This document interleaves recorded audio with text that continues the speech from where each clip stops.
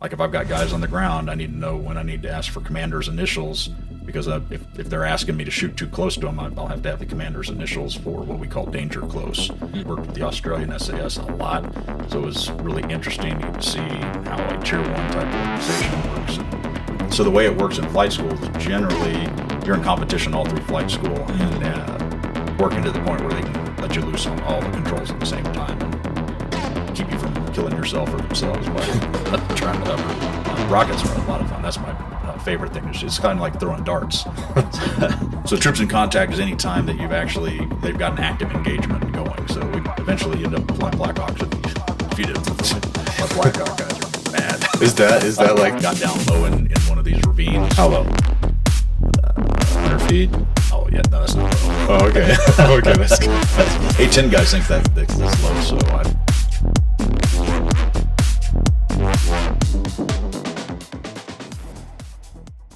All right, welcome back, everybody.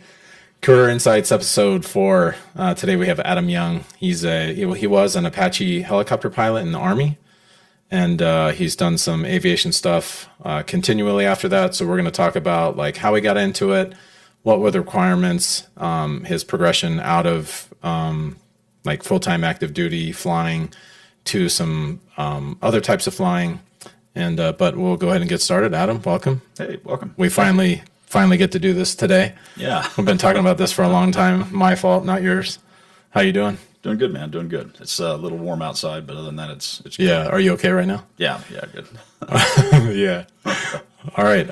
So you flew Apache helicopters, and was that in the Army? Yes, in the Army. Only in the Army, or was there other, like, does the Marines have that?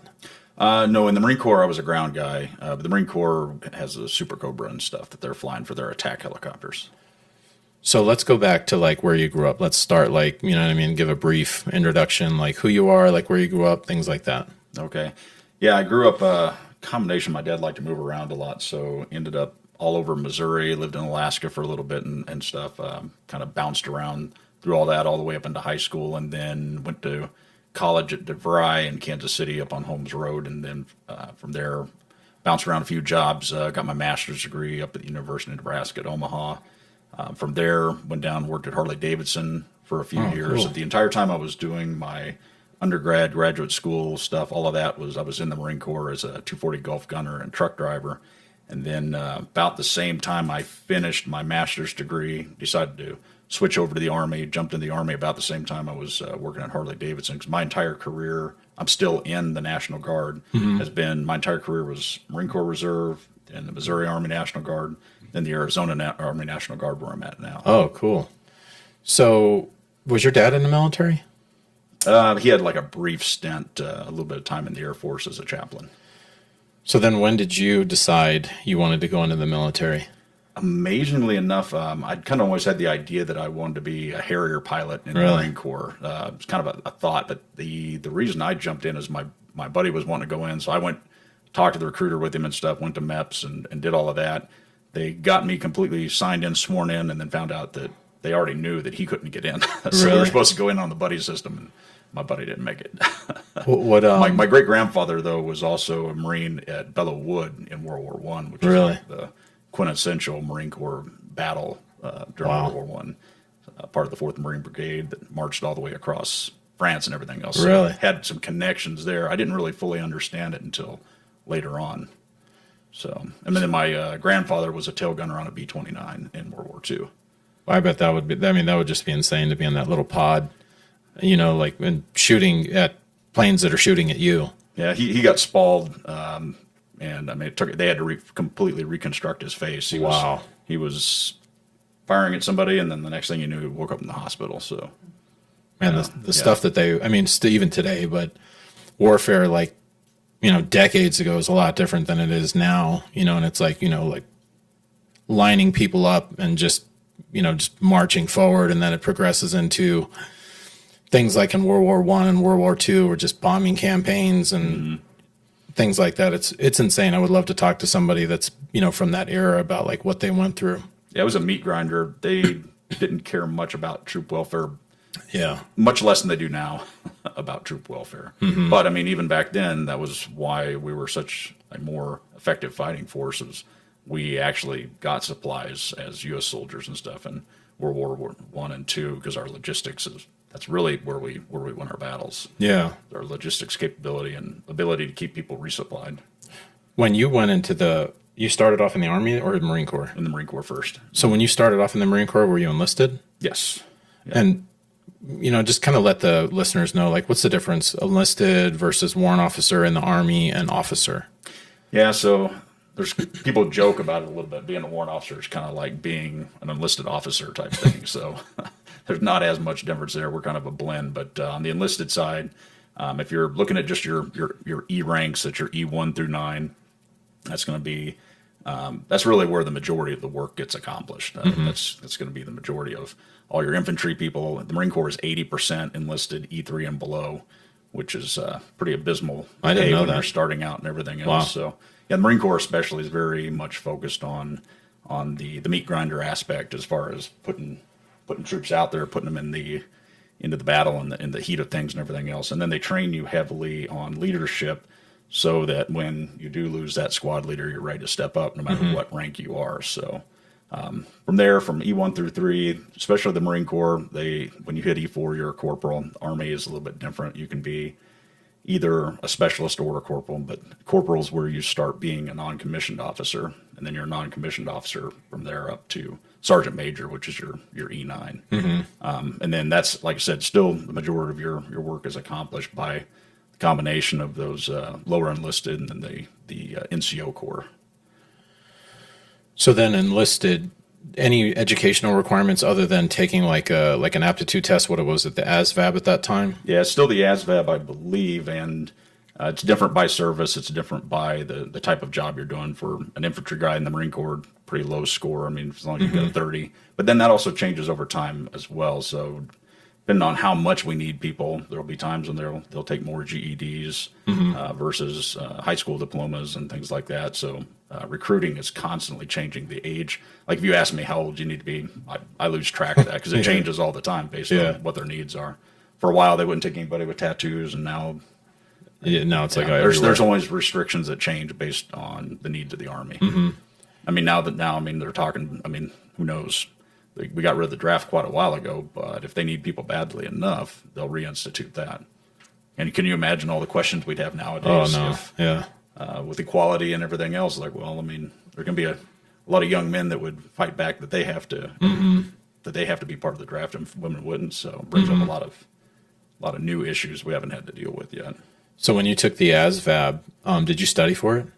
I didn't study at all. I just walked in and took it. I was lucky that I'd been doing kind of the homeschool type stuff, and I was pretty solid on all of those things. So I did, for the flight aptitude test, I got a book off. I would say that anybody's going to go do any of these tests or whatever else, just jump onto eBay or onto Amazon or something like that, or buy the books to study for and get ready. You have a lot more options for jobs and stuff if you get a high score. So luckily, I was just coming out of high school, so all that stuff was pretty fresh. Yeah, so I was able to get a 98 without really studying. That's awesome. I would say definitely take that time to study if that's what you're looking to do. Flight aptitude test, same thing. There were just some little reactionary type things that it helped to have done it a couple of times to be prepared for it.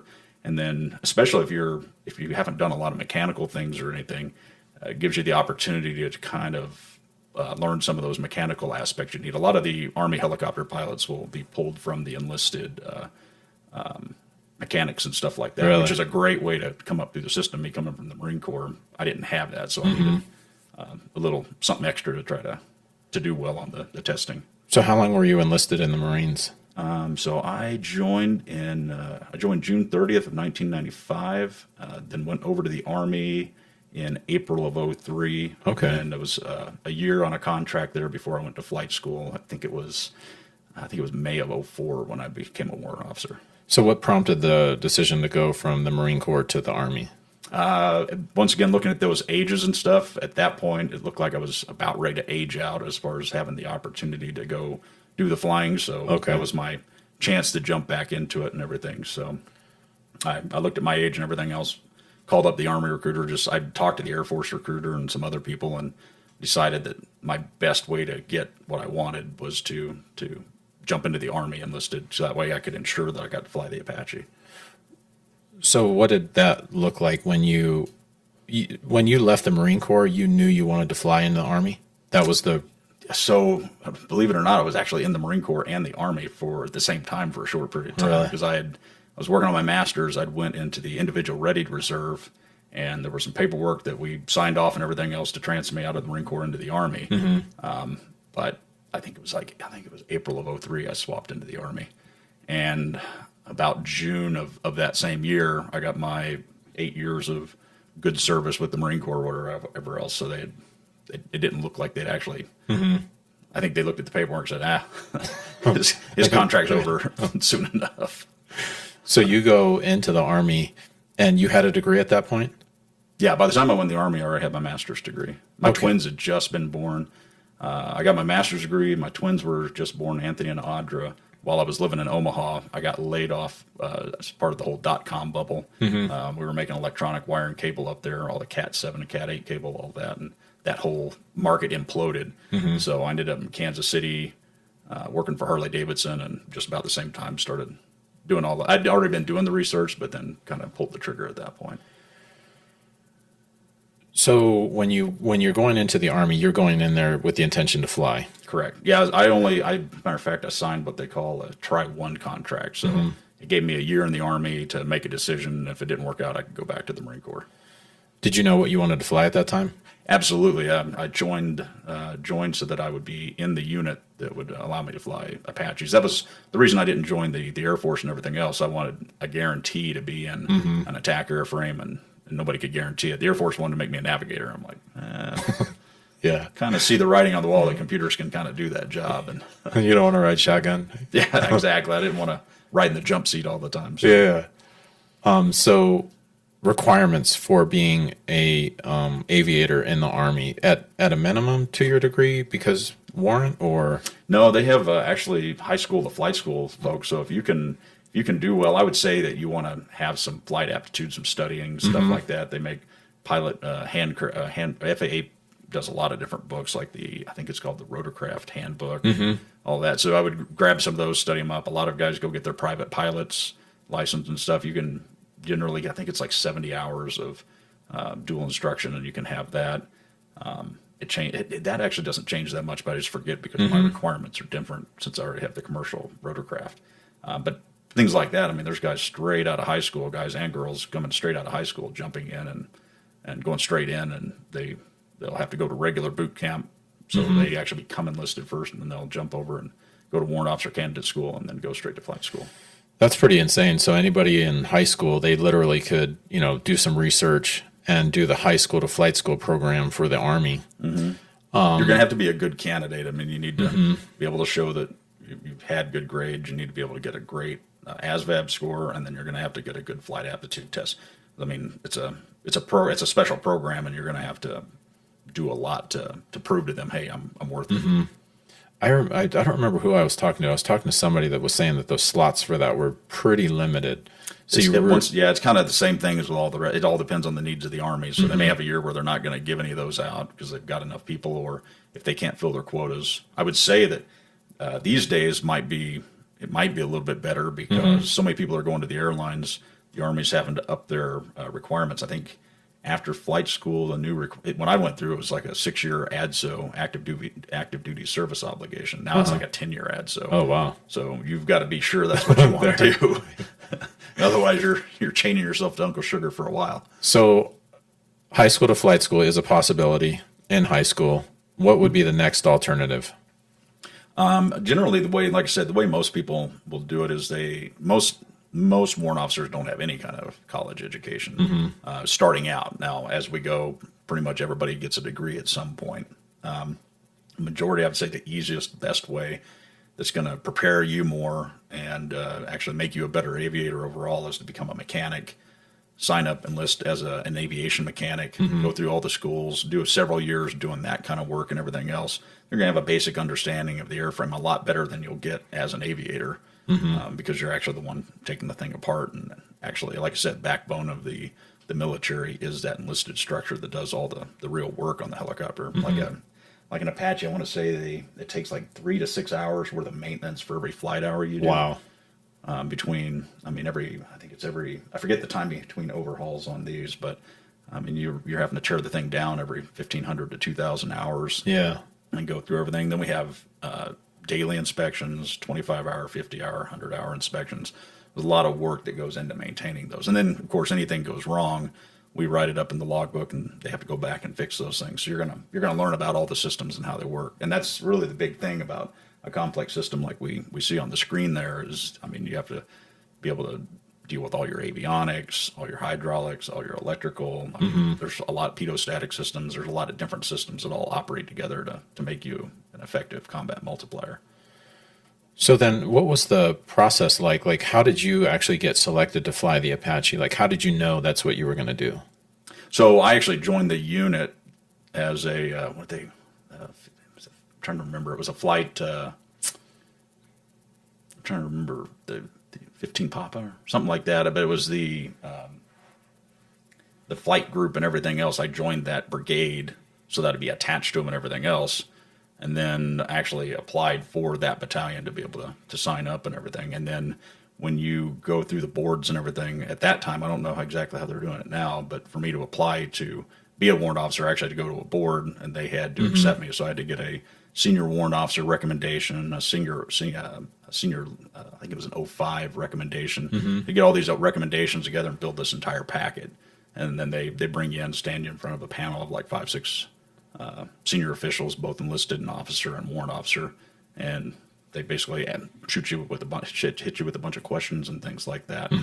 Then they either approve you or deny you, and they only have so many slots a year, so you're in competition for the slots they have open. And so this kind of goes back to what you were saying earlier. You, in the Army, was it National Guard? Yes, I'm still serving as an Arizona Army National Guard soldier. And then, so what's the difference between being in the Arizona National Guard and just the Army in general? So you have Compo 1, 2, and 3. Compo 1 is your active duty, so you've got all of your normal requirements. I mean, you're basically living off of the government and stuff at that point, so they're going to give you your food, your housing, everything else. You're going to live on base. You're going to go where they tell you. Usually you'll be at a duty station for 3 years, and then they'll move you around and stuff. It's a great life and a great opportunity to go do that. I always wanted to kind of have my my civilian side of my career working and stuff. So for me, I started off with the reserves, which is Compo 3, and you still have the federal requirement, so the president can call you up. You can't really work inside the U.S. a whole lot. There's a posse comitatus laws that basically keep federal troops from operating inside the U.S. But that operates a lot the same. You do generally 1 weekend a month, 2 weeks out of the summer. Different for aviation. I can talk about that in a minute. You have a lot more requirements. And then switching over to the Missouri Army National Guard and now the Arizona Army National Guard. They also have, National Guard is only made up of either the Army or the Air Force.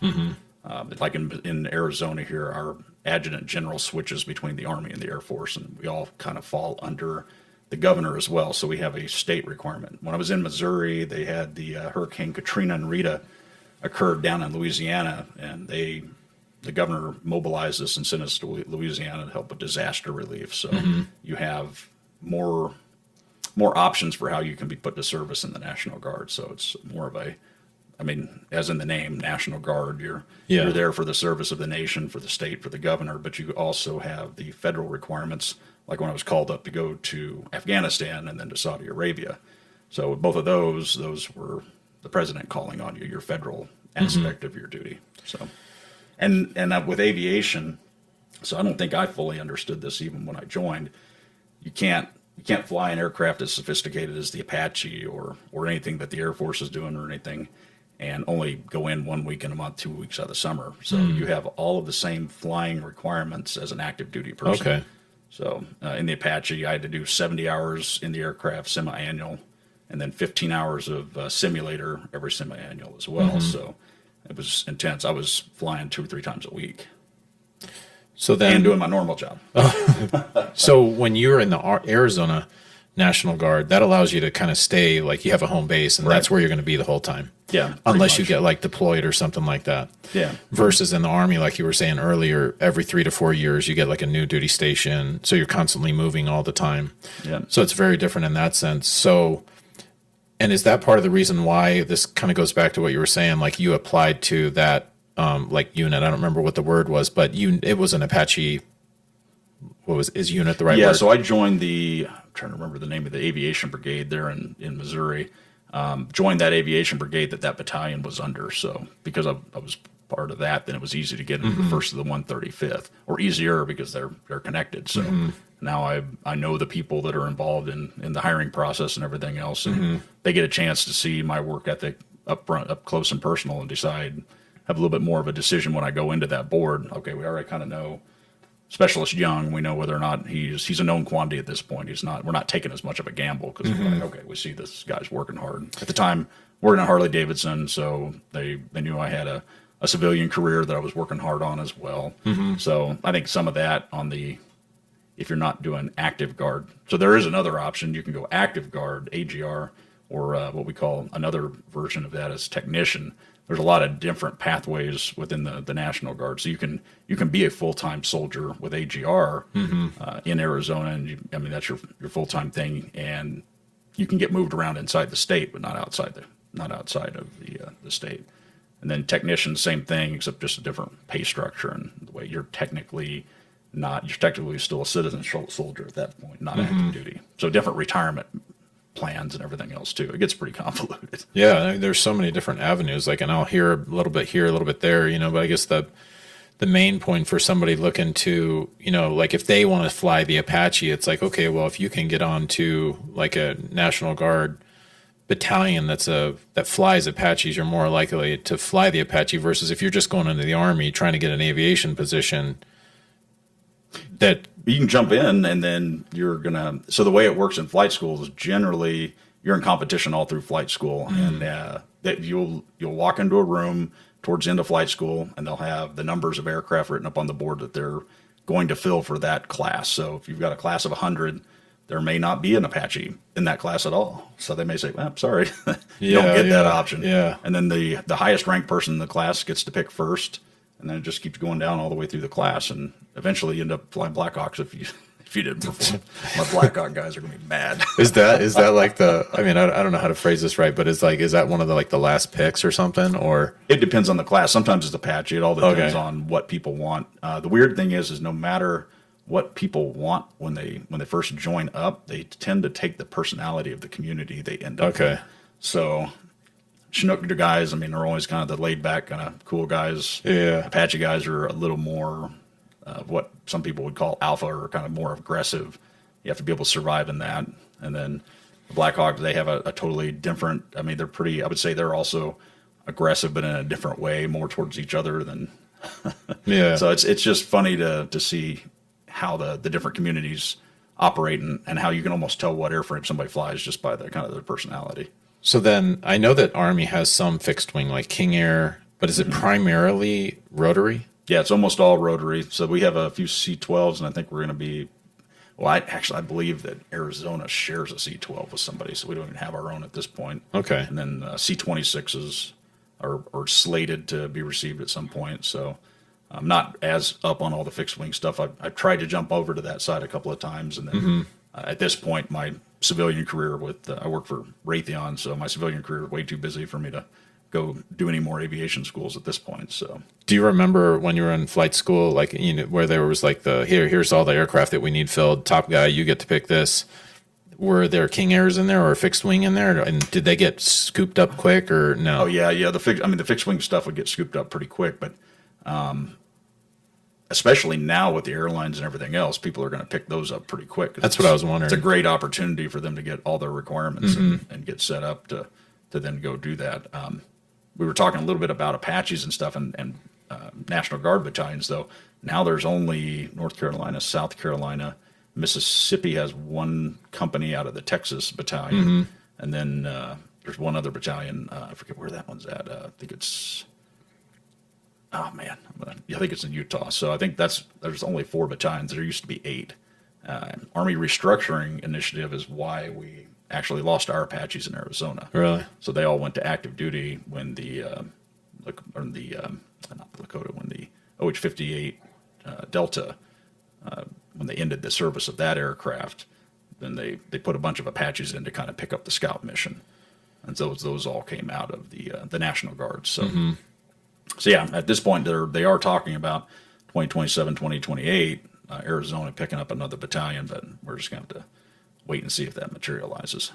So when you got selected for flight school, where did that end up being? Down at it used to be Fort Rucker, Alabama. Now it's Fort Novosel. So you went to Fort Rucker in Alabama? Mm-hmm. How long was flight school? So at that point, there were lots of bubbles and things like that. I ended up getting lucky and going right through. So it was about a year from beginning to end. Unfortunately, I didn't get my advanced aircraft. We were flying Alpha model Apaches in the National Guard, and the active duty completely swapped over to Delta models. So that's how I ended up in Arizona. I sat back in Missouri flying OH-58 Alpha Charlies for about a year, waiting to get my Alpha model Apache course, and that was up here at the Western Army Aviation Training Site just north of Marana. Mm-hmm. So I came out to Watts and did that course. That was about a 3-month course on top of the year I'd already put in, get myself qualified, went back, flew in Missouri for about a year before I came back to Arizona.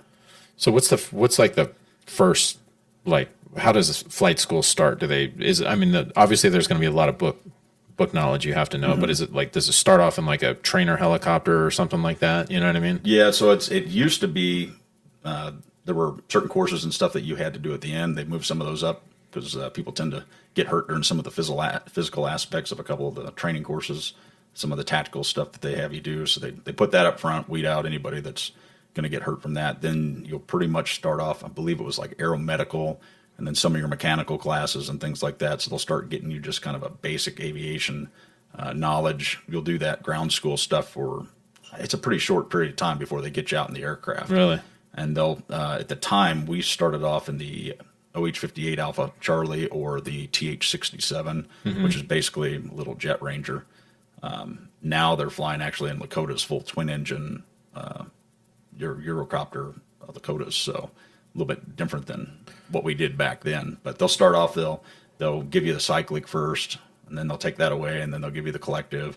They'll take that away, and they'll give you the pedals, and then they'll start mixing those as they go based on how much aptitude you're showing, and, mm-hmm. and just kind of working to the point where they can let you loose on all the controls at the same time and keep you from killing yourself or themselves by trying to hover. How was it the first time you flew a helicopter? My first flight, we ended up with compressor stall before I even got to fly. Oh, wow. So that's not good. So my very first flight was a precautionary landing before I even got the controls. So there was a problem with the aircraft. But yeah, after that, it was, you were just kind of itching to get a hold of all the controls. And then especially for me being a ham-fisted machine gunner where they always taught you to slam everything and hit everything hard. Well, that's the exact opposite of what you need for a helicopter. Uh-huh. My stick buddy was a heavy equipment operator, so he was already used to the minute movements you make with hydraulic controls. Yeah. Doing this. Literally, my flight instructor, he took a pencil and put the pencil eraser on the top of the cyclic, and that's how much control movement you needed to keep the helicopter flying. So you try to make adjustments, and the more adjustments you make, the worse it gets. So it's a skill set that you've got to learn, and it's different from airframe to airframe. So now with flying Apaches or some of the more advanced aircraft, it's doing a lot of that work for you. So then go through like collective, cyclic, pedals. Like what is each one of those controlling? Yeah, so you've got pitch, roll, and yaw, and then also power and stuff that you're working on. So mm-hmm. the pedals on the ground is going to change your nose and tail of the aircraft. It's mm-hmm. also in the air, when you're flying, it's going to help you determine your yaw of the aircraft, kind of the turn and everything. With your collective, you're adding pitch to the blades. So when the blades are flat, they're not generating any lift. If you go through a bunch of aerodynamic classes and things like that. So mm-hmm. as you put pitch into the blade, you start angling the blades up, and then it starts generating lift for the aircraft. Mm-hmm. Well, that also requires more power. So that's how you're going to go up and down. It's also how you're going to create forward momentum and stuff once you join that in with your cyclic. The cyclic is going to determine the direction of the blades. Okay. So whether the rotor head itself doesn't know where the nose or the tail of the aircraft is or anything else. So you're just going to pivot those blades to make yourself go forward, backward, left, right. And then the reason you have a tail rotor is the torque effect. If you ever used a bench grinder, use a bench grinder. If you don't bolt it down, it just spins and goes over. Same thing with a helicopter. You have to have that anti-torque mechanism. So you have to have a tail rotor, or if you have dual rotors, you have one rotor turn in one direction, the other turn in the other direction. That counteracts it as well. But then it's the combination of being able to mix all of those controls together to move your aircraft where you want to go, how fast, and everything else. That's really where the skill kind of comes in, and it's kind of a feel in some ways. You can tell somebody, okay, same time you're applying power, you got to put in left pedal and forward cyclic. And then when you slow down, you got to take power out. You got to put more right pedal in to counteract. You say that till you're blue in the face, but a person just has to kind of do it, get enough iterations and everything else, it becomes natural. How long are you in like a trainer? Like everybody goes through the same trainer helicopter, and then when does everybody kind of go their own route? Like, okay, you're going to Apaches, you're going to go to Blackhawks. So I don't know exactly how the program's working now. When I went through, I believe it was 12 weeks of primary instruction, and then I think it was 8 weeks of instrument instruction, and then you had what they call basic combat skills. So basic combat skills would be another 6-8 weeks, and then you have to go through nights. So you fly night unaided and then flying with goggles and things like that. And then at that point, you would split. They started doing something that back in that time they called Flight School 21, and they would, I think they switched BCS. You would go into your advanced airframe and learn all those things in that airframe. But the flight school methodology, how they move you around, kind of changes over time. But they try to get you in your advanced aircraft as soon as possible. It's actually generally easier to fly the advanced airframe just for the pure flight portion of it, because it's got more systems and things like that to kind of assist you. But now that they're flying Lakotas, the Lakotas have most of those systems anyway. So it's a totally different setup than when I went through with analog steam gauges, and you didn't have all the assist and things like that.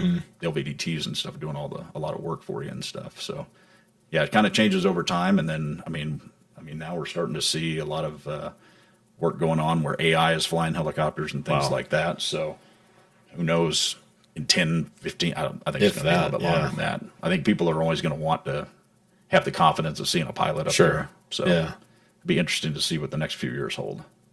So when you go to fly the Apache for that portion of the training, is that at the same place, or do you go like to Arizona at that point? So, I mean, if down in Fort Novacell now, they have all of the training there. I went back to Fort Novacell for my Delta model Apache training. So, yeah, they have everything that they need there. The only reason you would have any of the other aircraft off at Watts or over at EATS, which is the Eastern Aviation Training Site for the National Guard, is sometimes we're flying airframes that the active duty doesn't have anymore. So things like the UH-60, was it the Lima, Alpha Lima? So we're still flying some various models that are still on steam gauges and stuff like that haven't been fully digitized. But then when you go to the UH-60 Mike model, which is the full modernized version and everything else, you'd go down to Fort Novacell for that training. UH-60 is the Apache? UH-60 is the Blackhawk. Okay. So, and there's a million different variants of that for the Air Force, the Navy, everybody else. Everybody has a different nomenclature for it, but it's all based off that same UH-60 Sikorsky platform. And then the Apache, what is that? UH? It's an AH. So AH. Yeah, if you look at the way all of the different aircraft numbers are built, like you're talking about an F-35, well, it's an F because it's a fighter. If you look at a B-52, it's B because it's a bomber. So the same thing for us. If you're flying, like I'm flying the Lakota, it's a UH, so it's a utility helicopter. Got it.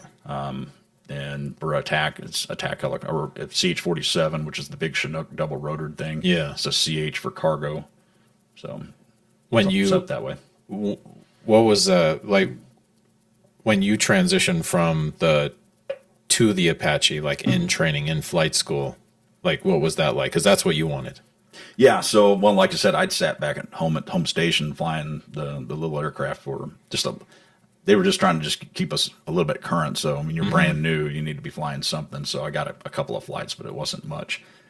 So then jumping back into the Apache was almost like going to flight school again. Really? Because I hadn't been in it for a little bit. And then the aircraft's much larger, and then you're learning all the weapon systems and everything else. So you're just kind of excited because you're doing what it was you start to do, but it's a ton of studying.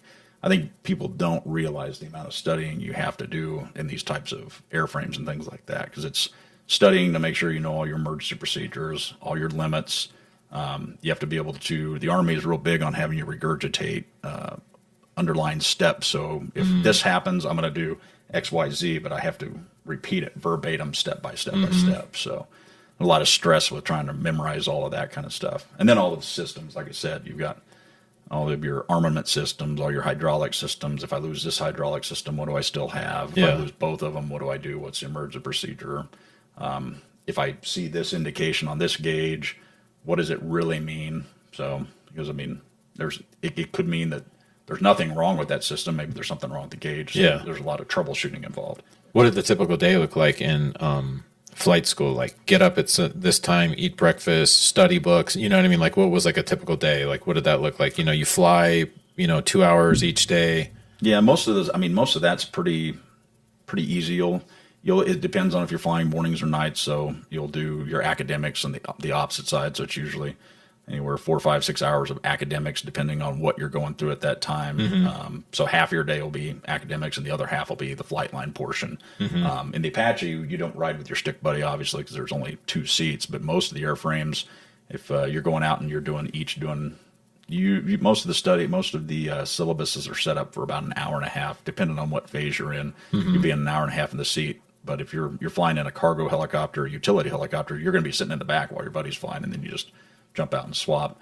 For us, out at this base up here at Watts, I would have to just sit there and wait for that aircraft to come back. You walk out and you guys swap. Like down at Fort Novacell, you would actually have to drive out to whatever remote airfield that they're on. So you might drive through a couple small little towns and jump onto this little airfield in the middle of nowhere and be sitting there waiting for you to swap out and stuff. So yeah, it's kind of. I mean, I think it teaches you right from the beginning. You got to be flexible. Everything about being in the Army or military and everything else, you don't get to dictate what you're doing when you're doing your timing or everything else. Everything's okay. We have a time hack, and then we backwards plan off of that, and you've got to meet all of your gates to be in the right place at the right time. When you said there was a lot of studying in flight school, like, is this happening like at the end of the day? You know what I mean? Like, are you staying up till like 10, 11 at night or even longer studying, remembering procedures and things like that? I'm pretty fortunate. I can recall stuff pretty easily. So I never did that, because that for me would be counterproductive. Most people would study. I mean, they'd get done with their day and everything else. They'd study a couple more hours in the evening after about an 8 to 10 hour day and everything. And then for the weekends, they'd probably take Saturday off and then come back on Sunday, get all their stuff ready for the week, and do some studying as well. For what I'm saying with studying pretty much never stops. So even with me, so I started flying in 2004. Even now, I have to sit there and go through emergency procedures and limits, because you forget the stuff. Now it's difficult due to primacy.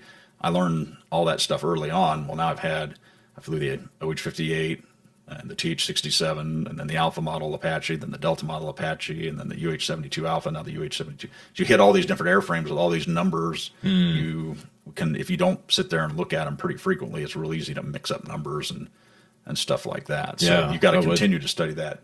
I'm flying the Lakota now, and it's way, way, way simpler, because you don't have the things like the J-Fire, the Joint Fires manual between the Air Force and the Army and all the other services. I mean, you don't have to memorize all that kind of stuff. You don't have to remember risk estimate distances for all the various weapon systems. You don't have to take a helicopter gunnery skills test. If you're doing all that, something like the Apache, I mean, you're constantly studying for some new gate or something else that you've got to accomplish. Because every time you do a gunnery, you've got to do a gunnery skills test to be prepared. But then also when you're out flying, you need to know those distances and those.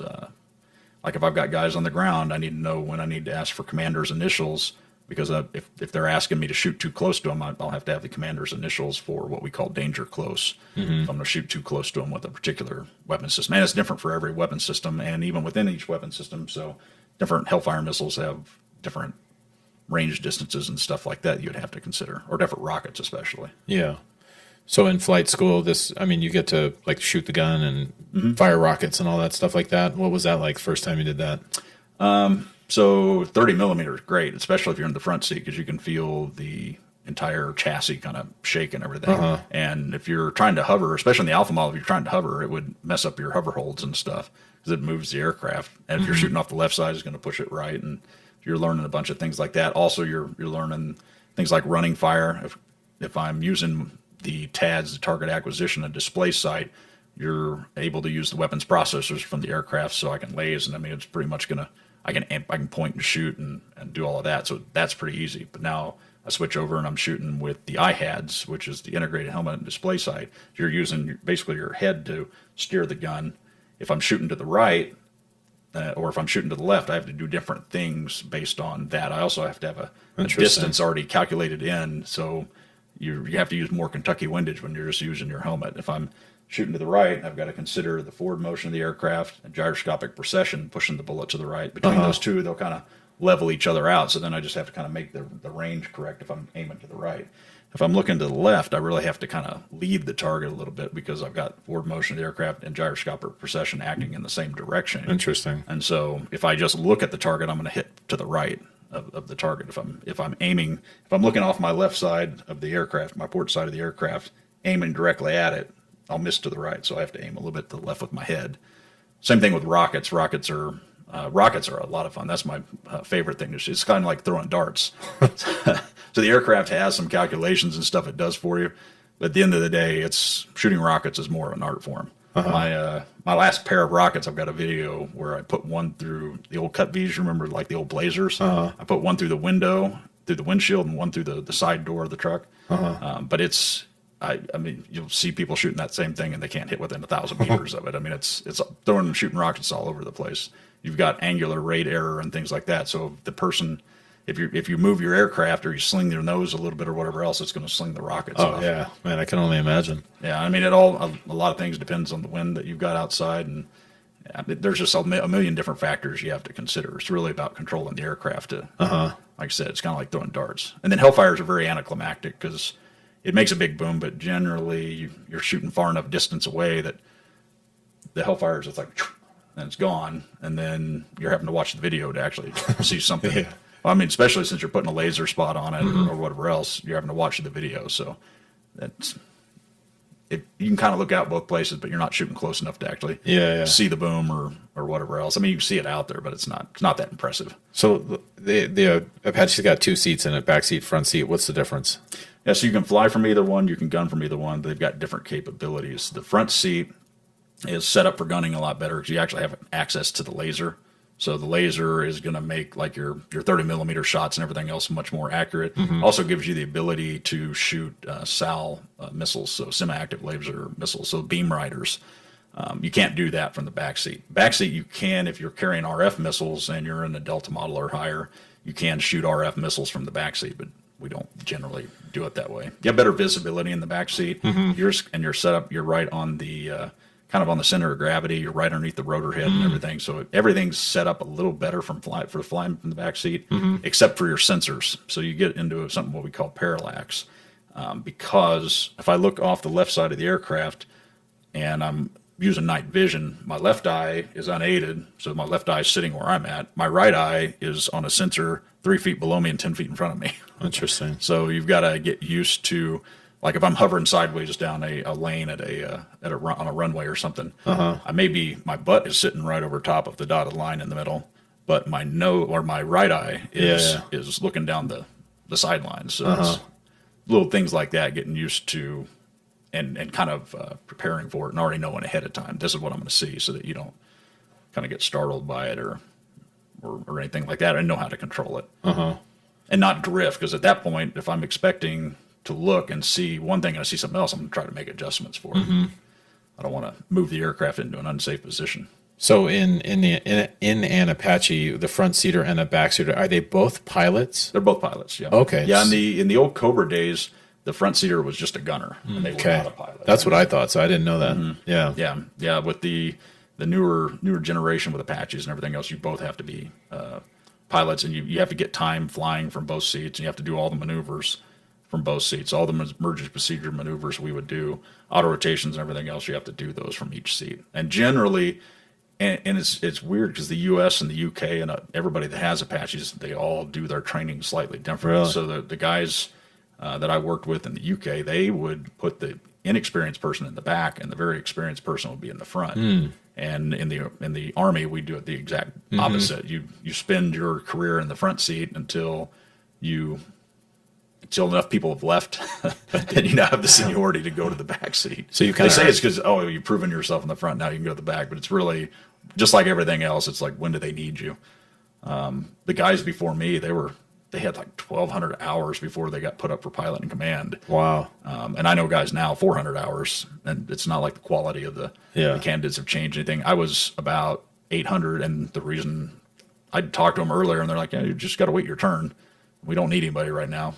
We were going on deployment, and they're like, "Oh, yeah, you're at 800. Yeah, you're good." So, like, if you're back seat, that's pilot and command? No, you can be a pilot command from either seat. Well, you were just saying right there, it sounded like primarily backseater would be pilot in command. In the U.S. Army, technically, generally your pilot in command would be in the back seat. Got it. You're more experienced person. You get into weird situations where, like, we talked a little bit about officers. We started talking about enlisted, we didn't get to the officers. So warrant officers are kind of that. And warrant officers came to be because in the British Royal Navy back in the day, you had to be a royal to be in command of a ship. But they didn't really have the experience to run the ship. So you would have a warrant officer that was really the person that knew what was going on with the ship and actually how to run it. So they would be the kind of the de facto leader on a day-to-day basis. But they had to have that royal on the boat and everything. So that's really kind of the difference between your warrant officers and your officers back then. Some of that still exists. Like in the Army, the regular officers have a lot of other responsibilities. They've got leadership responsibilities. They're in charge of all the enlisted folks and everything else. They've got to make sure that the bullets, the beans, the Band-Aids all get to the right place. They've got to deal with all the logistics and all of the administration, whereas the warrant officers are usually kind of left. We have additional duties that we perform as well. Like I was an aviation mission survivability officer, or what they used to call TAC ops. Also did aviation life support equipment, or ALSI. You've got the guys that do instructor pilots. That's one of their additional duties. We have other ones that I won't mention. You may have to do things like taking care of stock in the fridge and stuff like that. So for morale type stuff. That's generally our requirements are slightly different, but that means we fly more.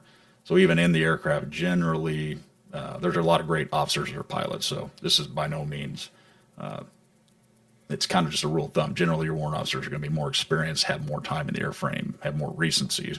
So they're going to be the ones that are going to know a little bit more about the airframe when you're flying and stuff. But what I was getting to on that is your front seater might be a brand new lieutenant, but because he is the platoon leader, they may have made that person the air mission commander. So that person may be responsible for the overall mission, but not be the pilot in command for the airframe. So you get into weird little situations that it sounds, and I think there's sometimes there's a little bit of like struggle in the cockpit if one person's making one decision and the other person's thinking you need to do something else. So yeah, it's interesting how that works. And then you've got other situations where I've been the air mission commander, pilot command, sitting in either seat. It just kind of depends on the crew mix who I'm riding with. If we got somebody that needs to get some backseat experience, put them in the back, and then I'll do all that work from the front. Yeah.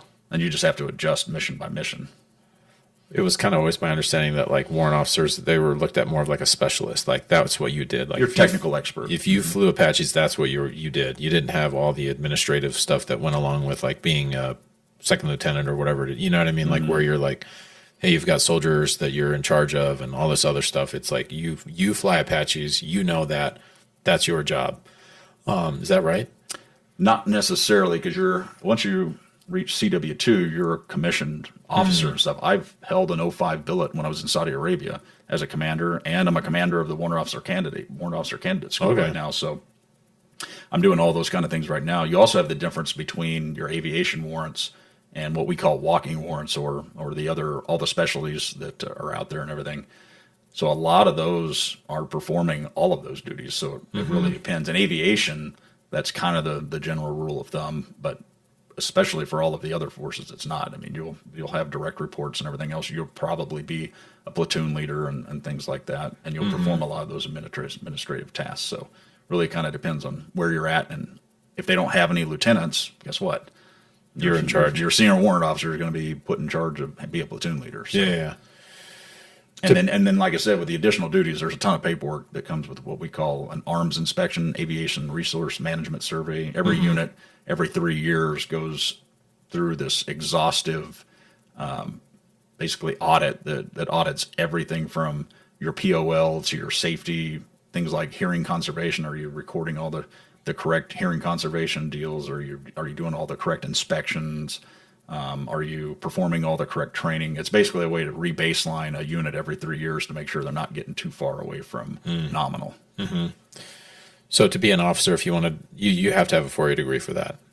To be a regular officer, yes, you would have to have at least a bachelor's degree. But for warrant officer, you do not. Yeah, not to start with. If you want to be competitive as you continue to promote, then it's a good idea to, at some point, get a 4-year degree, and then at some point get maybe a master's degree. It just kind of depends on where you're at. I mean, I would say if you're active duty, it's almost a requirement if you're going to hit those levels. And it even happens on the enlisted side. A lot of your sergeant majors out there will have degrees as well.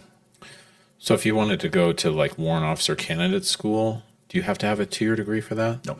No? Okay. So high school to flight school, warrant officer, don't need a degree, but you should get a degree to be competitive at some point. Yeah, I mean, you use your GI Bill and stuff once you get in and Yeah. everything. I would say if you're interested, get in sooner so you can start your time in service, time and grade. And then officer, you have to have a 4-year degree at a minimum. Yeah.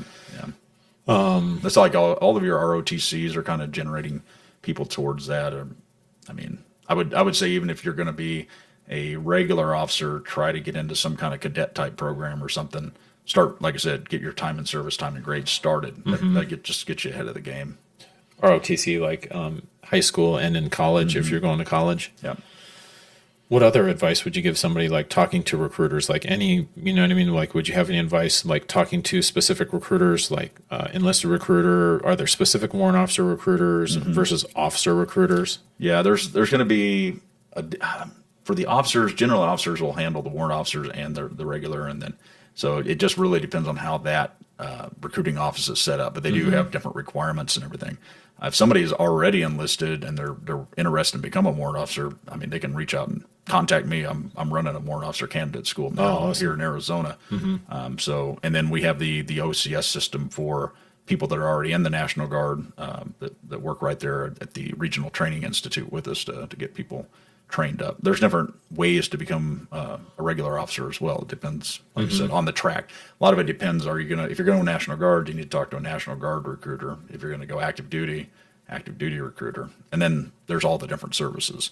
Okay. So, because if you're wanting to fly all 4 services, well, let's say, I don't think Space Force has it. Coast Guard does too as well. Yeah. So, there's a lot of different ways to get into aviation that way.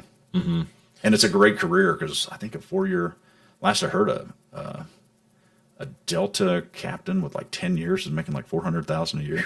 I mean, there's some serious money to be made on the outside. And before, helicopter pilots weren't really considered, but now they have a lot of conversion programs that take the experience you have and figure out how to get you the correct hours to get your ATP and everything that you need. So a lot of my friends are going out and doing that. I would be going and doing that, but I've got a good civilian career with the defense contractors. But, Sure.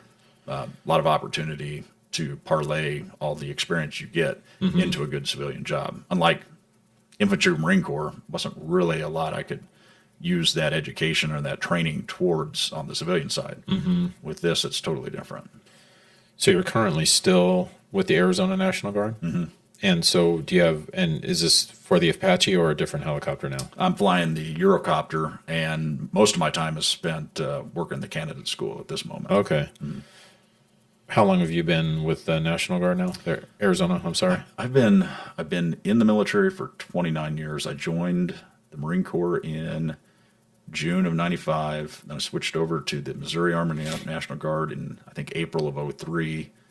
I came to Arizona in October of 07, and I've been in the Arizona Guard since then. And you got deployed? Yeah, so I deployed in, was it 5 and 6, like a 30-day deployment down to Louisiana. They still call it a deployment, but it was inside the U.S. Then I went to Afghanistan in 2012, 2013, then to Saudi Arabia in 2019 and 2020. And then right now there's a chance I may get deployed to the southwest border for a year. So waiting to find out whether or not they're going to pull me for that. When you went to the Middle East, what was that like? I mean, I think a lot of people are scared of things and stuff out there. I mean, obviously in Afghanistan, we were flying combat missions and stuff, but it's just a little different when you're flying compared to when you're out driving around and stuff. That's a different situation. I mean, you're full on war zone. Technically, when I went to Saudi Arabia, that was a combat area as well because there were people lobbing missiles in. They weren't really aiming them at us so much, but that kind of activity was going on in the theater. But I enjoyed driving all over Saudi Arabia. The Saudi government actually issued us 9mm. So we're carrying Glocks around and everything else, and have rolling around in U.S. vehicles and stuff like that, and run into all kinds of different little towns and stuff like that. Went down to Abha, right by the Yemen border, and did a lot of work down there. I learned how to scuba dive while I was there. So in the middle of doing all this, learned how to scuba dive. Went to Egypt for a weekend trip and over to Bahrain and all of that kind of stuff. But you're really close to launch off to jump over to all the European countries. So spent a little time in Europe, jumping between Germany and Austria and Italy, and then over to Spain and stuff with the spare time when you're off and everything. But the work inside the country was rewarding because the work you're doing there, if you can eliminate some of the threats and train our partners that eventually will be called upon if we go into a big large scale operation or something like that, if we've trained our partners up in such a way that they can actually help us out. I mean, we're seeing it in Ukraine now. I mean, ultimately the Ukrainian citizens and everything else that are fighting that war are saving our guys from ever having to fight Russian aggression. So us training our partners is helping us in that regard. We're doing a lot of work right now across the world right now, getting ready. There's a lot of aggression coming out of China, especially around the South China Sea. So the more training we can do with the Australians, the Japanese, all the other nations that have kind of a little bit of a say about what's going on in that area of the world and everything else, they can help us out and be part of a coalition type force. So it's not just on our shoulders. So it's rewarding from that standpoint to say, okay, hey, I'm helping. This may result in a draft never having to come to the U.S. because we can get enough of our people that we need to help out with whatever effort we need to take on. Will come. Everybody's kind of putting a little of their skin in the game instead of it just being the U.S. all the time. When you went to Afghanistan, I'm guessing you were flying combat missions there. What was it like doing that, like for the first time? Because, attack helicopter, that's what you're training for. But now it's real. What was that like? Luckily, I had quite a few hours in the airframe by the time I went, so it wasn't like I was brand new out of flight school going. I'd already done a lot of training, so pretty well prepared. And the guys that I flew with had all been to Afghanistan prior to that, so I was prepped pretty well. And then getting over there, I was just like, all right, yeah, finally in the game, doing it and everything. So it was just, to me, it was a lot of fun. We had a lot of altitude restrictions that we had to adhere to, which took away some of the fun, but we didn't always listen to all of that necessarily. So we had a great time just kind of flying all over that country and doing stuff. And then the more important things, I had a lot of people we worked with. I worked with the Australian SAS a lot. So it was really interesting to get to see how a tier 1 type organization works and how they conduct their missions and flying, doing targeting right to the X and stuff. So we were went to really graduate level type work in the Apache, doing that kind of stuff. And then when I'm on the days I'm not working with them, I'm jumping over and just doing convoy security and working with like E2s and E3s, hitting you up on Blue Force Tracker, just wanting you to kind of do a flyby and kind of help build their morale and stuff like that. And then they feel I think that there's a lot of reward there, even though it's a boring mission to fly over a convoy for 8 hours. But that convoy feels completely comfortable and safe as long as you're over top, because all the dumb ones were already dead by the time I got there. They weren't usually stupid enough to shoot an Apache because they knew that death was going to be the immediate result of them doing that. So they became those Apache videos that you can still find. Yeah, you can still find a lot of those videos of us turning people into fertilizer because they were shooting at coalition forces and things like that. So a lot of that had really slowed down. And we went out with the Australian SAS, and we were going out and actually actioning on specific intelligence to go out and take out things like bomb makers, and there was, we were specifically going and finding specific individuals and stuff. So that made that part interesting and meant a lot more action. Anything other than that was just troops in contact. And there was, I mean, you would stay pretty busy just flying from one side of your AO area of operations to the next. Anybody that was in any kind of trouble, that's what we were out. We were just running around making sure that we jumped over there. And a lot of times you'd get there, it's not like there'd be any action by the time we get there. They'd hear us coming in, and they would get. Wow. So that was great for the guys on the ground because it caused it to break contact. I mean, it's not like the guys in the convoys running materials and stuff back and forth. They don't want to get in a gunfight. So real quick, so people that are listening and watching know troops in contact. What does that mean? So troops in contact is any time that they've got an active engagement going. So we'd get a troops in contact call over the radio. They would give us a grid that we'd fly to, a frequency to go to and stuff. And I mean, we could get that across SATCOM. We could get that across ground frequencies. We get it. The Blue Force Tracker is basically a little GPS system, and the Blue Force Tracker icons will show up for every coalition type person in the area. There's a little blue icon that'll pop up. I could click on it, and it would tell me all the information about what that person's call sign was, what vehicle they were in, what kind of a vehicle, whether it was aircraft or us. So a lot of times we'd hear a troops in contact call across like 141.5, which is your emergency broadcast type stuff. So they could just get a hold of somebody, and then you'd go into that area. Or they'd click on our Blue Force Tracker icon and call us. So there's a lot of different ways for us to get that information. A lot of it came through our operations center, so they would get the call and send it over to us. And is this pretty much like on a daily basis while you're there? Yeah, pretty much all the time. There's somebody take pop shots and stuff. It's not like there was 2012 and 2013. That was the war kind of went through lulls, and it was a little bit of you'd have hot spots and things like that. In the winter, it'd slow way down because they didn't like traveling and being cold and stuff like that. And the mountains were pretty terrible to be traveling around in. So it'd get real quiet during those times. Some people would call it a fighting season, but we were really careful not to refer to things as fighting season, non-fighting season, because that could cause you to become complacent. I mean, because it could happen they could plan an attack at any time, so you got to be ready. So, yeah. I would imagine it's pretty rewarding to support ground troops like that. Yeah, we supported the gamut, whether it was ODA, Operational Detachment Alpha, working with your special forces or the SEALs or whatever else. It was always fun to do the missions where you had a little bit more planning ahead of time, so you're kind of planned it out and everything else. But I think the real rewarding stuff is just, okay, somebody's in trouble right now and they don't know how to handle it. Especially you're dealing with guys that they're not JTAC certified, they're not certified on how to talk to aircraft and stuff like that. It's just some young E2, E3, and they're just looking for some help real quick to try to get themselves out of a bad situation. I mean, we'd even get calls and like, hey, we're stuck in this little ravine. Can you help us try to figure our way out of here? Oh, that's pretty cool. Which was difficult to do from the air because it's like, it looks pretty flat to me, bro. That's funny. I'm like, here, go this way. And it's like, man, these trees are like really, I'm like, I can't help you with that, man. I can't see that the tree limbs are hanging low over the road. What's like a cool story that you have from your deployment in Afghanistan? So like maybe a ground support type situation. Let me think here. I mean, think which ones I want to share, which ones I don't. I mean, sure.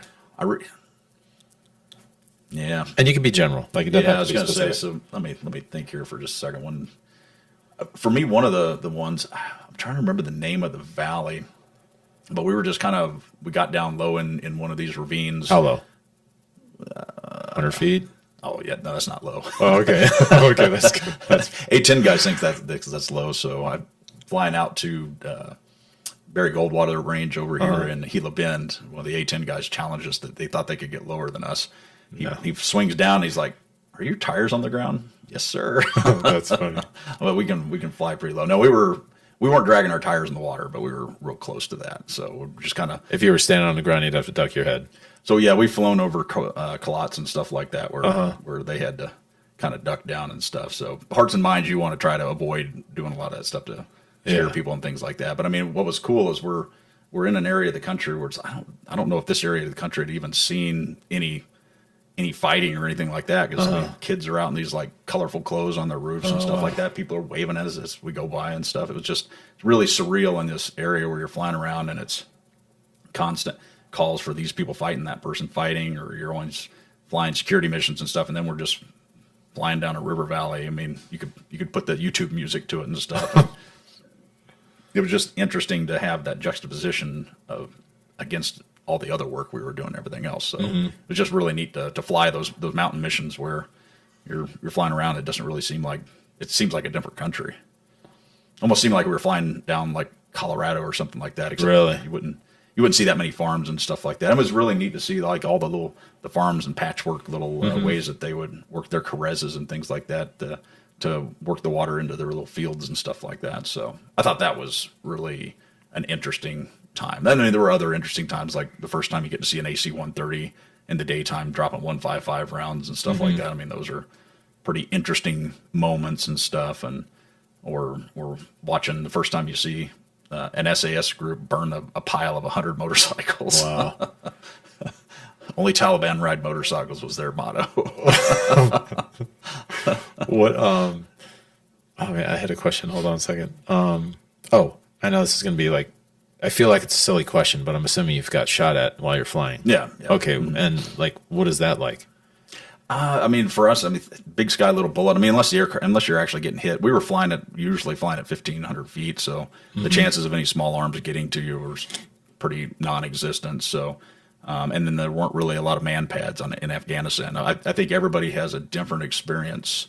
Like if you were flying around in Iraq, I mean, there was a lot more stuff going on, and then the lower you were flying, and depending on what mission you're doing, it could get pretty hairy. I mean, if you actually getting, I think in the first deployment, one of our guys, their wing stores caught on fire from ground fire. Another guy got his engine shot out, and so other stuff like that. So I didn't have any instances like that where I really, even though people were shooting at you, it's like, yeah.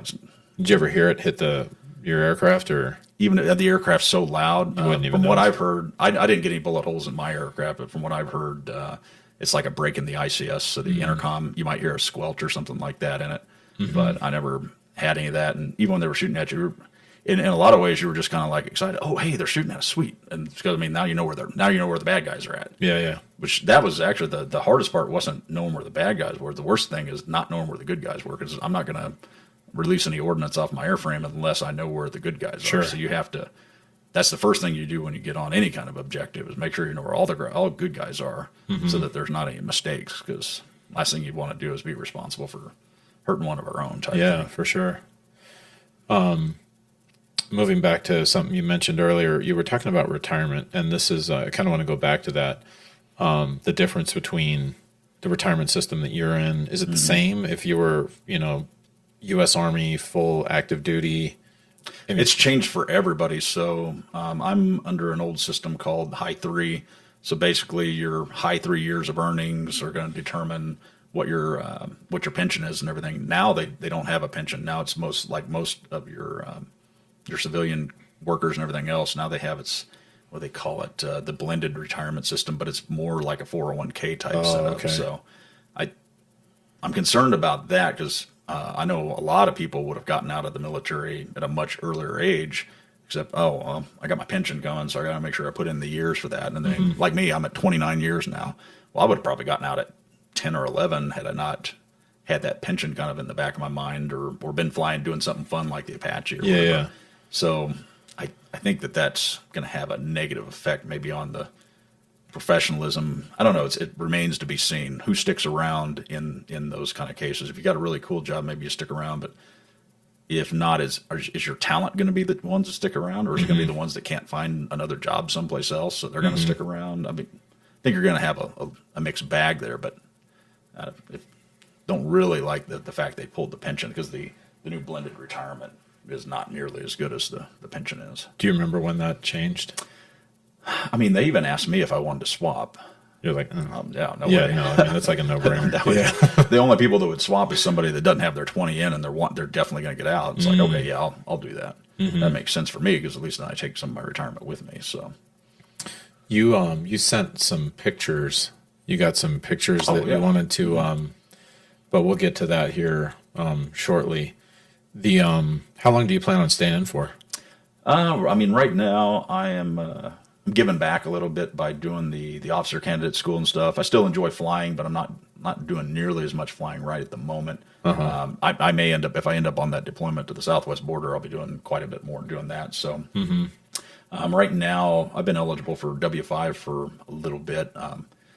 There's a position that I'm looking at, and if I get that, then I'll probably be in for another 3 or 4 years. Okay. If I don't get that position, then I'm probably about the point where I'm about ready to hang up the spurs, because I'm working the Tomahawk program on Raytheon, and I've got a lot of activity going on with all of that. So Yeah. that's starting to take a lot more of my focus and time than what it has in the past. So as far as additional evenings, nights, weekends, and things like that. So Yeah. it's kind of that natural time where I'm probably going to transition if I don't get into a role like that. Do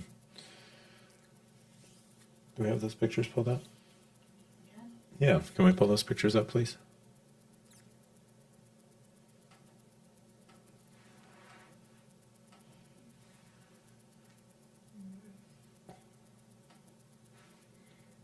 So this right here, this is... So this is a visor for the integrated helmet and display sight. This is the visor you would use for night vision goggles. So generally you're just looking for this mount and everything else, and that's what your night vision goggles are going to connect to. And then you've got this little power adapter that runs back to your battery pack and everything. When you normally see somebody wearing an iHead helmet, they got this big bubble thing, but I managed to cobble this together where I found a smoke visor and cut it out so I could still fit my HDU, my helmet display unit, through and see all my symbology and all my targeting information, and just keep one visor instead of swapping visors back and forth. And is that the visor you can see in that picture right there? Yeah, actually, you can see it in that one. Yeah. One of my friends had got a hold of my visor and painted it up. That's pretty cool. So that's you sitting in the back? Yeah, that's me in the back seat there. Okay, and then what is that side right there? It's almost like you could stand on it if you want to. So that is an extended Ford avionics bay.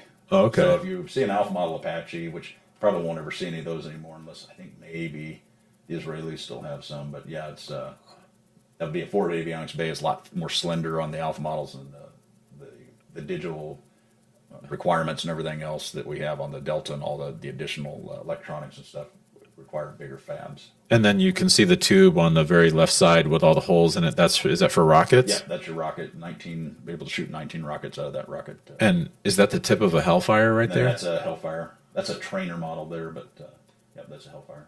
That kind of like that shiny Actually, wait a minute. tip on that, or? Actually, we may have been fire missiles that day, because that's got the gold band on it.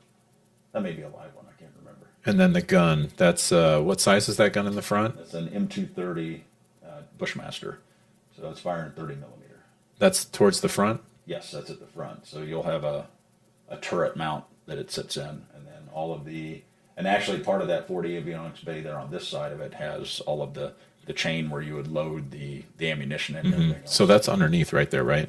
Yeah, the 30 millimeter sits underneath, but all of the chain runs back to the magazine in that green part right above it. And then what is that on the nose? So the top, you've got kind of what looks like a beer can laying on its side. That's the target acquisition and display sight. So right now, the sensors and everything else are facing back towards the aircraft for you to do bore sighting and things like that. As soon as you turn on the TAD system, that bucket will rotate out. Oh, okay. And that is the front seater there, the co-pilot gunner. That is his display sight. He can move around and do all the targeting and everything else. That's where your laser comes out of. I used to have something called day vision optics comes out of there. So it has a combination of all that different suite of different optics that are within there. Now, either one of us can fly with that. If the other one on top of it, you can't see the sensor on it. It's kind of rotated to the left, but that'll come forward when the backseater's flying with. That's called the PIMVIS, the pilot's night vision sensor. So, and I can fly with night vision even during the daytime. So you can fly with IR. It's just not generally that helpful. Sure. So, and all of that symbology is put onto the helmet display unit that would go through this little cutout here. Okay. So, but if for some reason I would lose my PIMVIS, I can take the TAD as the back seater and fly with it if needed, and vice versa. So we have to. the big difference between them, the pilot and I mentioned, since they're set up better for flying, it turns at about 120 degrees per second. So I can turn my head and the sensor stays with it. Wow. If you try doing that with the TADs, it only turns at about 60 degrees a second. So it would happen a lot. You'd turn your head and you've got your eyeballs would have to catch up with Yeah. All right. All right. Tell us about this one. So that's actually an alpha model tail that I'm standing next to at Watts. So that was, ooh, man, that was about 20 years ago. It looks like you look pretty young right there. Might have been a little bit younger and a couple of uniforms ago. Yeah. We went through a couple of, yeah, it was me as a young W1 flying for the first 135th. And then that's up at, that's a Delta model, and you can see that girl's been through it. She's got different colors. That's up at Sedona, actually. We flew up to Sedona, refueled there, grabbed a bite to eat, and then flew back. You've mentioned a couple times, I want to say it was Alpha model and Delta model. What are the differences? I mean, the easy way to remember, Alpha model was more analog, and Delta model was more digital. Okay. I mean, they're just completely different aircraft. The big thing, the whole airframe is all the same and everything else. It's all just the basic avionics systems. It's the avionics and stuff like that. A lot of that stuff upgraded with the Delta model, and then with the longbow radar system and everything, all the capabilities that came with that was a big part of the upgrade with the Delta models as well. Is the longbow system, is that when it has that like kind of pod on top of the rotor? Yeah, that's the longbow radar. Okay. And I mean the gear between the longbow radar, but really the better part of that gear is the RFI that sits underneath it, the radar frequency interferometer, the passive IR that you're getting, radar that you're getting off of that's an amazing system. So what can the longbow do that this one is not doing? The big thing is being able to do that target acquisition through RF and be able to basically do a radar sweep and pick up all your targets. So it was designed fold the gap type tactics and things like that. One of those systems would pop up, the radar would sweep, pick up 30 tanks out there, and then the entire battalion or the entire company or whatever else of aircraft, you'd pass those targets down to all the other aircraft, and then all of you would climb up at the same time, fire all your Hellfires at one time, and take out all the tanks. So that's the capability that you have now. That's not really. We didn't even fly with our radars on in Afghanistan because there was nobody with that kind of technology. Yeah, we weren't finding a bunch of tanks anywhere or anything like that. So how many rounds for that? What was the size of the 30 millimeter? Yeah, the 30 millimeter cannon would the way it's set up is it would hold 1,200 rounds, but we would swap out a combo pack, get an extra 100 gallons of gas, and that would cut us down to 300 rounds. Oh, that's a huge difference. But 300 rounds was always, I mean, we were flying, that would give us an extra hour of flight time. Oh. And, I mean, if you take 300 rounds to shoot targets in Afghanistan, then you're doing something wrong. Okay. I mean, it didn't take that many. Mm-hmm. Generally 10-round bursts, but some people would set it at 20. You could set it at all, but that's just a way to waste ammo. Mm-hmm. Yeah. And then that picture there. That's just kind of flying around out here in Arizona. You can see that we're fairly close to the ground. Yeah. Are you moving at full speed, or are you? Well, I guess you would be. Speed, yeah, otherwise there'd be dust everywhere. Yeah, from the hover. Mm-hmm. That's pretty cool. I believe that's out at National Training Center, so it kind of shows you some of the austere environments that we operate in. And I mean, I didn't go through the invasion of Iraq, but there was a guy in my unit that did, and they were talking about they would do jump FARPs. That's your forward arming aviation. What is it? I'm trying to remember FARP. Arming and refueling point. Really? Forward arming and refueling point. So they would fly and hit those, and they'd be sleeping underneath their aircraft with people pulling security for them and stuff, and then they'd fly forward and do all their stuff and do the same thing. Wow. So I mean, you're part of the infantry element when you're doing all this. Everything is for the ground force commander, because you don't hold ground with aviation. You have to have ground elements. So everything you do in aviation is in support of the ground force commander. Mm-hmm. And that just kind of shows you what the helmet looks like with the visor down and all that kind of stuff. Now that on the right side, that that's my mic boom and then a lip light. So when you're flying around in the dark and you need to flip your lip light on to look at stuff, but from a tactics standpoint, it's a bad idea to use that very much, because it's amazing. Like if it's dark out and there's helicopters flying over, I mean, sitting on the ground, you can't see them. It's like if somebody turns their lip light on or anything like that inside the airframe, turns their lights up, you can pick them out easy. And then what's that right in front of your visor? Oh, on the right side of my head is the HDU, helmet display unit, and that is going to project the symbology. So for all the targeting symbology, all the flight symbology gets all put in front of my eye. I don't really have to look around inside the aircraft at all. Really? To look at any of my instruments or anything. All of it's projected there, all my torque and all of that stuff. Trim balls, all of that kind of stuff's in there. It's kind of like and flying at night, that's where I'm flying. That's everything I'm flying off is on my right eye. Really? So is it like a HUD, like in like a fixed wing aircraft? Yep. Okay. Exactly what it is, HUD, but then on top of it, it's a coax sensor. So that's where I'm looking, and that sensor is moving around the front. It's all tied to wherever I look. If you were able to see the entire cockpit there, what we called SSUs, so site surveyor units, and then on the sides of my helmet, you can see one of the IR sensors up there on the upper right-hand corner. There are 4 IR sensors on the side of the helmet, and then where that helmet moved, inside the site surveyor unit box, where it could detect where your head's at, and it would move the gun and the sensors based on where you're looking. Okay, so it's based on the entire helmet, not that.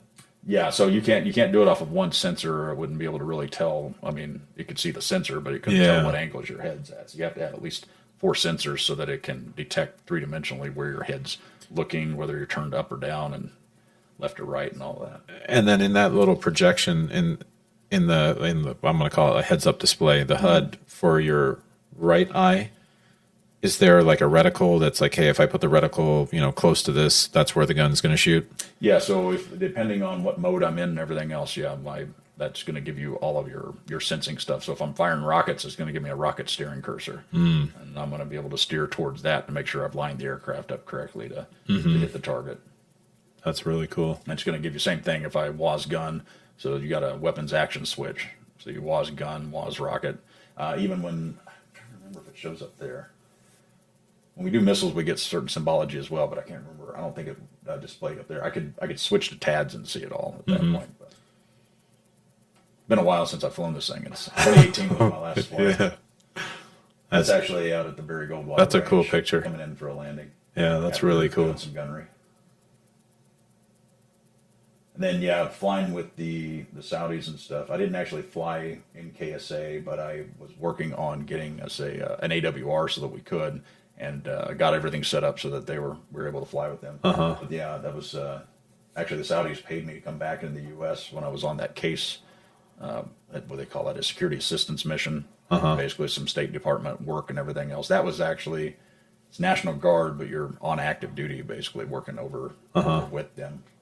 That was with General Security Aviation Command, which worked for Presidential State Security. That was the Saudi side of it. And then I commanded the Aviation Training and Advisory Group, which was part of the Ministry of Interior and Military Assistance Group. So it was pretty interesting. About a year and a half I spent over there running around Saudi, helping them do different training packages and things like that. That would be kind of similar to what maybe our FBI is or something like that. So they would do all kinds of humanitarian relief and then also policing actions and things. So that was one of their elements that does that kind of work. Yeah. And then that's one of their helicopters there. Is that the same as the last picture? Yep. Okay. And yep, those are both D2s. Have you flown one of those? So what I'm flying now is the Lakota. I'm flying the D3 version. Okay. So it's actually 5-bladed now. So that's not as pretty as that. That's a very pretty aircraft. We don't have full color radar and stuff like that's got on. So is that like a Cadillac of helicopters? Those things, they didn't spare any expense on those. But the capabilities of the new, what we call the UH-72 Bravo, which is basically a D3, the capabilities are way greater. I mean, I was with basically the same power and everything that thing has in the summertime heat here in Tucson. I'm taking off in the middle of the summer with maybe one Border Patrol agent and a dog, and we're kind of maxing the aircraft out. We don't have a lot to spare with 2 pilots and that. With the new D3 variant, new transmission and new 5 rotor blades and a new engine and stuff, new pair of engines, I could put 5 guys in the back and have no problem with power, even in the hottest times. What's like a fast ground speed for that? None of these are very fast. We're maybe 120 knots. We're not going very fast. Is that the same for the Apache? Like, what would that be? So in the Alpha model Apache, we were getting 150, 160. Wow. The Delta model with all that profile drag, and then it just didn't have, it had way more drag than the Alpha. And it had slightly more powerful engines, but with all the other restrictions they had on it. I think we were getting like 130, 135. Okay. I mean, you get 180 in a dive, but that doesn't really. Yeah. Yeah. There's an old one. Yeah, that was actually in flight school. That's down in Enterprise, Alabama. So some of the other little aviation adventures. So do they start you off in fixed wing? No, they don't. No. Okay. That was my own personal aircraft. Okay. What Cessna? That's a 150, Cessna 150. I was going to say way too small for me. Yeah. Even then, when I was a little skinnier than I am now. You're like towering over that thing. Yeah. It was. That one got destroyed by hail. Parked it in Missouri, and it got hit by a hailstorm like 2 days later. What year is that? That was a 1967, I believe. Yeah. I could look up the tail number again, but I believe it was a 67. Did you actually fly that one? Mm-hmm. Okay, cool. Yeah, I flew that down to Panama City Beach, and had a buddy that was training me while I was there to do the fixed wing. But I had that plane and another plane, and never got to finish my private pilot Man. fixed wing because there was just always something coming up before we could get the stuff done. Did you ever fly any other fixed wing other than that one? So I went in. I owned that one by myself, and then I had another Beechcraft Sundowner I owned with a pair of other guys. Believe it or not, I bought it with these other guys, and then one of the guys decided he was going to take a contract in Afghanistan, so he was gone like 6 months after we bought it. I'm like, dude, I'm paying for an airplane to not get to fly it. So I sold my portion off to somebody else, and then one of our guys that's now flying F-35s for the Air Force. Wow. Ground looped it. Are you serious? Yeah. Was it a tail wheel? No, it wasn't. Oh, okay. I don't think it was. I don't know if it was like a true ground loop. It just tipped it over. He ran it off the runway. Oh, wow. Which is funny because then immediately after that, he got picked up by the Air Force, left Apaches, started flying F-16s, and now F-35s. After looping it out on the ground? Yeah, exactly. He probably didn't tell him about that. Oh, yeah, we give him. We definitely remind him. That's pretty funny. That's in Saudi Arabia. That's actually in Jeddah. Out in the Red Sea. I mean, just a little further in the north, in the Red Sea. So where I was talking about being in Abha, we were down by Yemen, which is down closer to the Gulf of Aden and down by Somalia and all that kind of stuff. So that's where you're hearing about all of the different activities going on with us shooting into Yemen and stuff like that. That was back when I was doing all of that work. That's where the Saudis were doing, them and the Emiratis were doing their work kind of pretty close to down in that area. But this is up closer to the northern end of the Red Sea, kind of across from Sharm el Sheikh and all of that. How deep is that right there? Do you remember? It's a cool picture. Pretty dark blue and not as much color, so that's probably 80 feet. It's a lot more colorful and a lot more stuff going on, right, between 40 and 60 feet. Really? That's kind of the more fun place to be in. But that being that color and everything else, we must have been doing one of our deeper dives. That's really cool. I've been as deep as 130. I went all the way down to 130, and there's not much going on. There's not much reason to be down that far. It's getting pretty dark. Yeah, and you can't really see any colors and anything like that. And there's not that very many fish down there or anything. Can you feel it? Like, can you feel the pressure on you? Yeah, I have trouble clearing my right ear a little bit, so it was definitely more interesting for me to be able to do that. Yeah. Yeah, and that's all my kids. They're all growing up and everything else. My twins, Anthony and Audra. They're on the left side picture there, the two on the right? No, on the left side, in both pictures, Anthony is the boy, obviously. And then Audra is the one on the right side of both pictures. So they're twins. Anthony is working right now in manufacturing, and then Audra will graduate college in December. That's cool. Yeah, he looks like you. Yeah, and then the middle one on both sides is my youngest. So she's going to turn 21 in December. That's cool. Yeah, they're a lot of fun. Oh, yeah. Yeah, no, definitely. They all have their own personalities for sure. So, any, like, regrets? Like, man, I should have done this. I wish I'd have known about that. I think I wish I'd done some of it sooner. But overall, I mean, things happen the way they're supposed to happen and everything else. So, yeah, I would say the only thing is get into it as quick as I could and done more of it would have been probably better. I started to join the 160th. If I'd have done that way earlier in my career, it would have made sense. But by the time I was looking at it, it was like had enough other things going on. It didn't really make sense to do it. So flying around doing special forces stuff, more of that. Would have wished I'd have done that earlier in my lifetime when I had didn't have so many other things going on. Any advice for anybody that wants to, fly helicopters or aircraft in the military? Like, hey, yeah, I think it's a great time to do it. Don't let don't let all the conversations about, I mean, because I even mentioned it earlier about AI or about UAVs and stuff like that. Don't let any of that hold you back, because I mean, if you're trying to start your career now, you're going to have plenty of time to have a great career, and there's going to be enough people to let that hold them back. I mean, we've got a shortage right now, a huge shortage of pilots. So it's an amazing opportunity to get in there, and then the pay is outstanding.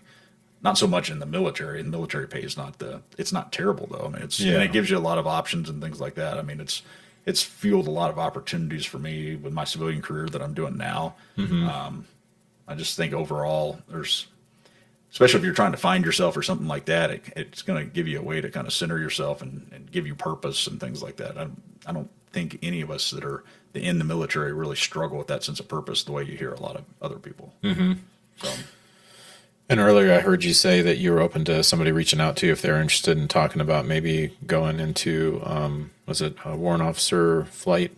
Yeah, I mean, anybody that's interested in any of those kind of things, we're, especially if anybody that's already in the Arizona Army National Guard, or if they're in the reserves or things like that, yeah, the Regional Training Institute, we're looking to put people through. So if you're not in already, get you in touch with a recruiter. If you're in already, then I've got all the right resources to help you out with that. What are the current age restrictions?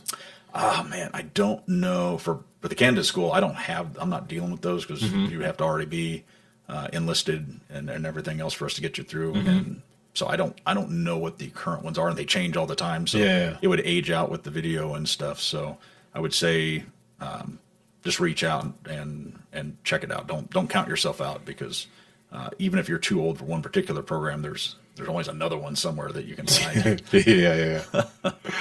Well, thanks a lot for coming. I'm glad that we finally got to do this. Yeah. And for everybody watching or listening, if you have any questions for Adam, please send them to me.